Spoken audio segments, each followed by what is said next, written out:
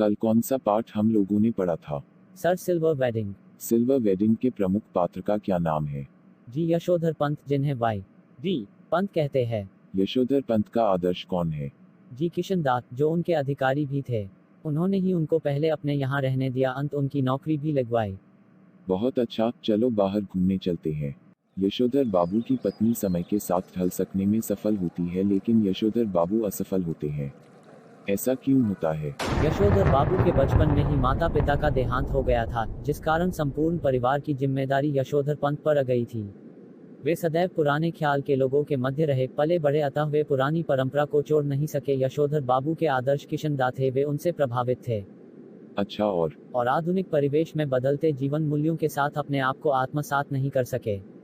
इसके कारण वे परिवार के साथ तालमेल नहीं बैठा सके। और उनकी पत्नी बच्चों के साथ खड़ी होती है। विवाह के बाद उन्हें संयुक्त परिवार में रहना पड़ा था, जहां के नियम परंपरागत थे। इसके कारण बच्चों के आधुनिक परिवेश से जल्दी प्रभावित हो गई। वे बेटी के कहे के अनुसार कपड़े पहनती है और बेटों का साथ देती है। यह एक तरह से मातृ सुलभ भावना और उनकी कुंठा थी, जो उन्हें समय के साथ ढलने में सहायक होती हैं। लेकिन यशोधर पंत सब कुछ समझते हुए भी परंपरा से चिपके रहते हैं। समहाउ इम्प्रॉपर वाक्यांश का प्रयोग यशोधर बाबू लगभग हर वाक्य के प्रारंभ में तकिया कलाम की तरह किया है।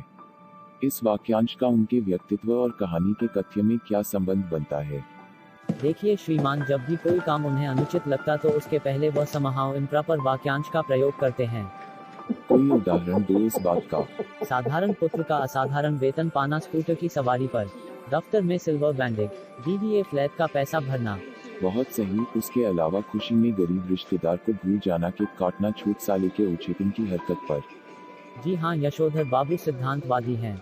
यशोधर बाबू आधुनिक परिवेश में बदलते हुए जीवन मूल्यों और संस्कारों के विरुद्ध है।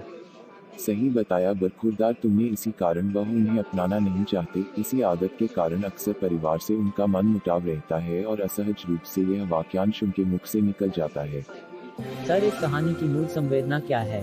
इस कहानी की मूल संवेदना पीढ़ी अंतराल है। हाँ सर, यशोधर बाबू आधुनिक युग में भी परंपरागत जीवन मूल्यों को जीवित रखना चाहते हैं।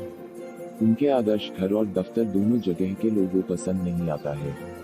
यशोधर बाबू संस्कारों से जुड़ना चाहते हैं, संयुक्त परिवार की संवेदना को आत्मसात किया था, जबकि बच्चे अपने आप में जीना चाहते हैं। यशोधर बाबू के बच्चों को पिता का पुराना रवैया अपमानजनक लगता है। उन्हें लगता है समाज में उनकी इज्जत कम हो रही है। यशोधर बाबू भी कम नहीं है। वह पीढ़ी अंतराल को समझते तो है, पर स्वीकार नहीं करते हैं। इसी कारण नई और पुरानी पीढ़ी में द्वंद्व चलता रहता है। सांस्कृतिक सामाजिक संरक्षण के लिए स्वस्थ परंपराओं की सुरक्षा आवश्यक व हमारे लिए महत्वपूर्ण है। उनकी आधुनिक जीवन पद्धति के लिए हत्या नहीं की जा सकती, वरन उनके साथ समन्वय की जरूरत है। पर सर, पुरानी पीढ़ी को भी आधुनिक जीव पद्धति को भी अपनाना चाहिए। हाँ, दोनों को एक दूसरे का सम्मान करना चाहिए। जी सर। अच्छा, बाबू को सहानुभूति की नजर से देखना चाहिए या घृणा? सर, यशोधर बाबू घृणा के नहीं सहानुभूति के पात्र है। उन्हें समझने की जरूरत है। उनको आदर्श पात्र क्यों नहीं मान सकते हैं? क्योंकि समय के साथ व्यक्ति में परिवर्तन आवश्यक है, परंतु यशोधर बाबू सभी परंपरा से चिपके हैं। उनके मन में द्वंद्व है, जिसके कारण वह नए और पुराने के मध्य घूमते रहते हैं। इस कारण वह सहानुभूति के पात्र है। यशोधर बाबू जैसे लोग किसी आदर्श पुरुष के इर्द गिर्द घूमते हैं, वह अपने आदर्श के कारण बदलाव को पसंद नहीं करते हैं। इसी कारण समय के साथ बदल नहीं पाते, जबकि बदलाव सृष्टि का नियम है। हम अपने परिवेश भी देखते हैं कि बड़े बूढ़े नई चीज को अपनाने में तकलीफ का अनुभव करते हैं। इस कारण युवाओं से दुखी रहते हैं। युवाओं को अनुनय विनय कर उन्हें समझाने का प्रयास करना चाहिए, जिससे वह भी उस परिवर्तन की आवश्यकता को स्वीकार कर सके।